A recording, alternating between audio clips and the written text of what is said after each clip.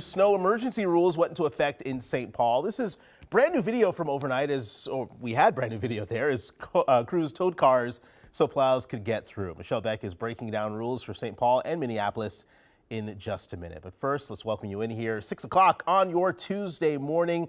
I'm Jason Hackett. Alicia has the morning off. Let's get out to John in the backyard because more snow on the way, John. Yikes. More snow on the way. Looks like, definitely looks like a winter wonderland back here. Fireplace. I had someone asking, is that a wood or gas fireplace? It's a gas fireplace. All right. I've ruined a bet at home. Probably wrecked a family this morning with that bet. All right. So we are going to be tracking another 2 little light snow events here. One today, one tomorrow. Now, they're not major at all. In fact, do I think it can make the roads worth? Probably not. The roads are already bad in some spots with black ice. So it's about a ½ inch to an inch both days. That's what you need to know. Now, we'll time out exactly who has the best chance for that. But you got to know that Arctic air is going to be rolling on in here as well. That comes in to ring in the new year. Right now, we got this really light flurry coming through. This stuff here in the white in the Twin Cities is not accumulating. The stuff back here you're starting to see in Fargo right here in International Falls, that will do some accumulation. It's not going to be major, but you might need to broom it off here or shovel by the afternoon. Best chance for this, 9 to 1 o'clock. By the time we get to this evening, we'll start actually warming up. Now, getting to 28, 30 is going to be nice. I'm really hoping we can use the warm temperatures today, help out the roads. Cece, looks like they're still a little slick out there. They are. I've seen a lot of vehicles off the road this morning, but first let's check out some road conditions. So we're seeing improvement from yesterday, which is great, but we're still seeing partially covered or completely covered roads, and the roads are covered with snow, and then underneath that is ice. And even when roads are clear, there are still isolated slick spots on the roads there. It's cold, so that's what's going to keep that ice on there. This is the crash that I was tracking probably for the past 30 minutes here. Plymouth 494 southbound near Highway 55. This is as you're driving toward 394 Highway 12 Wayzata area. You don't need to change your route in that area, but look at this. This is ice in this intersection. So keep that in mind too if you're traveling through downtown or any intersections like that. A vehicle off the road up here. This should be clearing soon because a tow truck is there, but again shows that is icy. This is near the Cannon Falls area, Highway 52 northbound at Skunk Hollow Trail as you're driving toward Hampton, Hastings. Not slowing down traffic, but it's even slick on the main roads, showing that there. Big map look, traffic flow is pretty good, but similar to yesterday, we're seeing a slower commute in the southwest part of the metro. So keep that in mind, especially if you're traveling in Minnetonka, Waconia, anywhere over there. And things will improve hour by hour, just like yesterday. But if you do have questions about this messy commute or drive times before you head out the door, let me know. Reach out to me on Facebook, follow me on Facebook, Cece Gaines TV. I can give you personalized route checks and even just tell you what's happening out there right now. All right, Cece, thank you very much. Let's take a live look from Mobile 11 right now.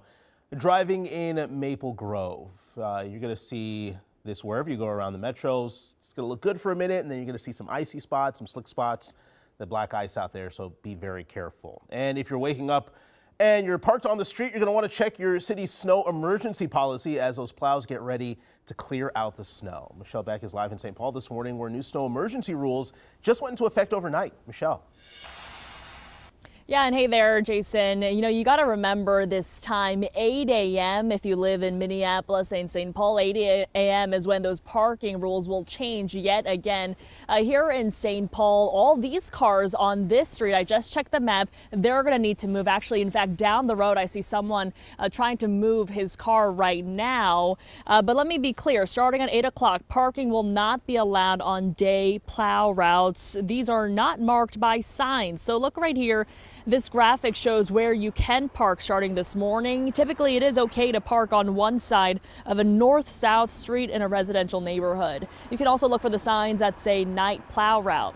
Now, overnight when rules were different, crews in St. Paul cleared those very night plow routes. Unfortunately, if you are parked there, including anywhere downtown, chances are you are ticketed or towed. St. Paul told us they towed hundreds of cars overnight. And we were there when one man just avoided parking in the wrong place. He said there wasn't enough warning. Absolutely not. If people are working like I am, I got off at like 1. How am I supposed to know? Because then your car gets impounded, then you're looking at $400 or $500 right out of your pocket. As for Minneapolis, snow emergency day 3 rules kick in also at 8 a.m. So just any time before then, move your car off the odd side of streets that are not snow emergency routes. And I know there's lots of rules differing for both Minneapolis and St. Paul. And so definitely check your city government's website. Back to you. Yeah, because you just certainly don't want the hassle of trying to get your car from a tow lot. It's not fun. Michelle, thank you very much for that heads up there. You can find extended weather forecasts throughout the day streaming on KARE 11 Plus or app for your TV. And scroll over to the Weather Impact 24/7 tab for live radar.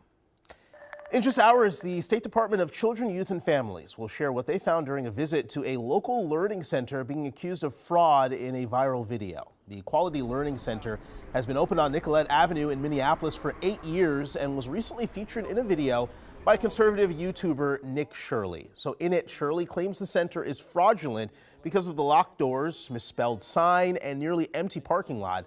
But Ibrahim Ali, whose parents own the center and is a manager there, says they serve roughly 50 to 80 kids on an average day. Ali says Shirley shot the video outside operating hours, which are Monday through Thursday from 2 to 10 p.m. There's no fraud going on whatsoever. He came, I think it was 11 a.m. Obviously, there's no cars in the parking lot. If you look around, there's cars now. Yeah, because our employees are here. Our children are here. As for the now viral misspelled sign, Ali says it was a mistake by the graphic designer and will be fixed soon. The commissioner of the Minnesota Department of Children, Youth and Families says staff members visited the facilities featured in the video at least once in the past 6 months, and children were present. Time now 6:06. This morning, a 35-year-old man is now charged with second-degree murder for the death of a hospital security guard. Court documents say despite a medical hold, Jonathan Winch pushed his way out of the ER at mHealth Fairview Lakes Hospital in Wyoming on Christmas Day. Documents say surveillance video shows him then beating 43-year-old Andrea Merrill, who was found next to her security vehicle unconscious. She died 2 days later at the hospital. According to the charging documents, the suspect reportedly stated, "I didn't mean to hurt her," several times. An update this morning, teachers in the state's largest school district are one step closer to a possible strike. Last night, a mediation session between Anoka Hennepin educators and district leaders ended without an agreement. Union leaders say the district's latest proposal, quote, moved negotiations backward and included less employer support for health care insurance. So both sides will meet again on Friday.